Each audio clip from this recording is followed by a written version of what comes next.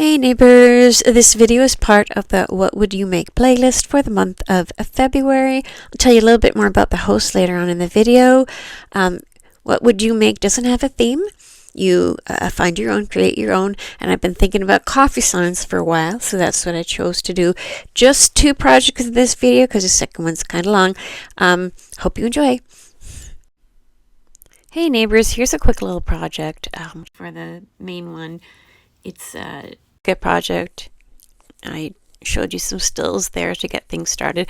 I did lose a bit of footage at the end here, unfortunately, but I'm going to show you how it all came together. I found a little plaque kind of sign in my stash, as well as these little buffalo check design ribbons that I pulled off sign that I used in a previous project. So I'm going to do the two together. Here I am just weeding. We call it weeding. We're just getting rid of the empty space before we transfer it to the transfer tape. So I'm using my pointy tool to do that.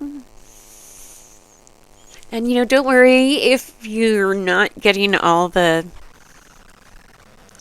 weeding done. You can always do it after as well. I see a lot of people do all their weeding after they apply it. So maybe personal preference. And I'm just going to match the size of the word with the size of my transfer tape. I can trim it to my liking. And I always make sure now to just rub over where the words are, not where the tape and the backing are, because it's just so much better this way. I mean, it's like nothing. And there we go. And our project is pretty much done at this point. I'm just going to go over it. There's a couple little pieces I missed, and I'll give you a better look at it during the final reveal. Okay, neighbors, jumping in with a little bit more information about the playlist. Brenda from Rustic and Lace DIY and Christine from Divine Designs are our hosts, and this month's guest host is Emily from Farm Charm Chic. I will have a link to the playlist and a link to their channels, so show them some love and take a little time to watch the other videos in this playlist. Sit back, relax, and enjoy the rest of the video. Hey neighbors, project number 2 is a good idea. Here's some stills from the Cricut process. While I was searching for coffee words, this little artwork piece with words came up, and I really liked it, so I kind of changed what I was doing, and I'll show you what it looks like. What the plan was to use these coffee cup stickers that I got from Temu. I know it's been over a year probably since I've had them. They're just tucked away in a cupboard, and I was just really looking for a way to use them. I got these cupboard fronts at Habitat for Humanity Restore, and I'm just going to wipe it down. This is the back. Even the back is in really nice shape. However, that marker price there did not come off. I might try some rubbing alcohol on it because I hate having the number on it, but the painting process was a bit to be desired, so I'm just going to go through it with you here because you're going to wonder, why am I showing so much painting? So this was the first coat. It's the DIY paint. I keep thinking of the DIY paint as chalk paint, but it's not. It's just not the same. And so the wood was really glazed, I guess you call it, and so it's kind of like trying to paint a window. You couldn't press down with your paintbrush, or just all the paint squeezed out the edges and in between the bristles. So I changed to this broken sponge brush to try and cut down on the gaps between the paint and the wood. Coming in with the hot gun, but I realized there's going to be a lot of waiting for paint to dry in this project. So I think I did the DIY paint, then I did Mod Podge, then I did 2 coats of acrylic, and then at the end I put another coat of Mod Podge on top of it. And that's how we finally get to the nice white center that we have. I really wanted to get the Mod Podge in there because I wanted to make sure the stickers stay down and the Cricut vinyl stays down. So that took a long time, believe me, a long time. Thankfully, there's a ceiling fan right above my desk, so I just make sure it's getting some good air, and I just walk away and leave it for a while. So for whatever reason, I decided to apply this hardware. The whole point of this sign is to make it useful. So I decided, I have cabinet knobs and cabinet pulls, and then I have these little things. They're kind of like rope storage things.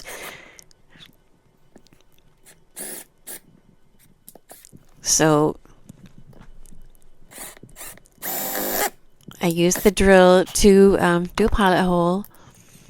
And then on these ones that have the 2 screws, I did the first one, got the screw all the way in, and then did the pilot hole right through the opening for the second screw.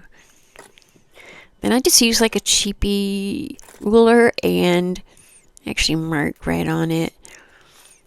And the middle one was a little tricky because of the way there was an angle on the door pull.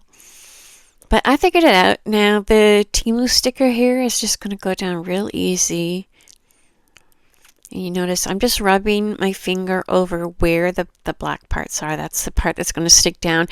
And there's actually like a wide edge on this that is white, but you can't even tell because I managed to get the background so white, which is actually one of the reasons why I did spend so much time getting it the way I wanted. Now this is where things kind of go, ugh, you know, I just kind of like my head hurt by the time this was done. I'm trying to weed here, but oh my gosh, it's just, there's sections of really thick letters and then really thin letters and then really long letters like the curlicues and stuff. And it was just like a job and a half, let me tell you. I'm using like one of those jumbo popsicle sticks. I wanted it a little bit more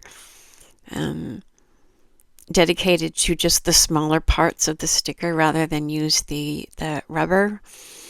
Not rubber, it's like a scraper, yeah. And then you just can't pull this one the way you did the other. Like stuff is not connected to each other, and some is thick and some is thin and some is long and some is short. So I was using like different things, like, oh, let me use this to hold it down. Oh, wait, no, that's not going to work. How about I try this? Or let me just let that go and I'll do that part later. Like, it was sort of like an ongoing process. So I reached a point where I was like, I'm just pulling this off and whatever stays, stays, and I'll do it after. So I'm just going to make sure what's on there is on there good. Otherwise, it's not going to transfer good. And those curlicues just really got me. But my measuring, I did a lot of measuring before I cut the vinyl for this one. And oh my gosh, I got to give myself a pat on the back for that because I usually have a hard time with it and I didn't at all. So it was worth the time.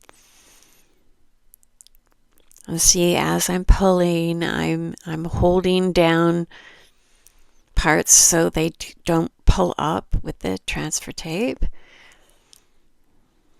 And I don't know if you can tell, before I did all those coats of paint, I tried spraying some clear spray paint and it kind of like squirted white droplets on the wood. So I did actually sand that wood. I don't know if you can tell, it's a little less shiny now. I didn't get that on camera. There's just so many parts to this project. And sometimes I'd have to get up and get things and I would forget to turn the camera off, or I'd think the camera was off and try to turn it on and was turning it off. It was just a bit of a mess. But oh my gosh, I really love how this turned out. It was just, such a process.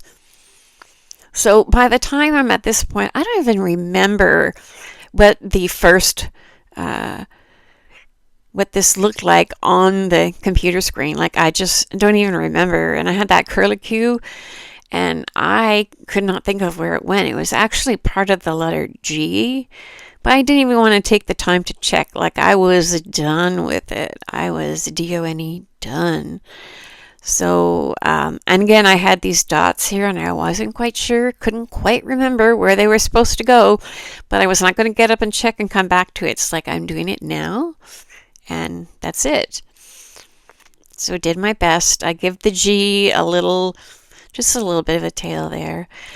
And now I'm going to go over the whole thing with one final layer of Mod Podge, and I'm just going to use a foam dabber for that. She came out really good. It gets in the nooks and crannies, so it's less likely to lift up, if someone touches it or you're handling it for whatever reason. Just that letter E gave me a bit of a hard time there. And I hope you like it as much as I do, and I have lots and lots of pictures in the final review.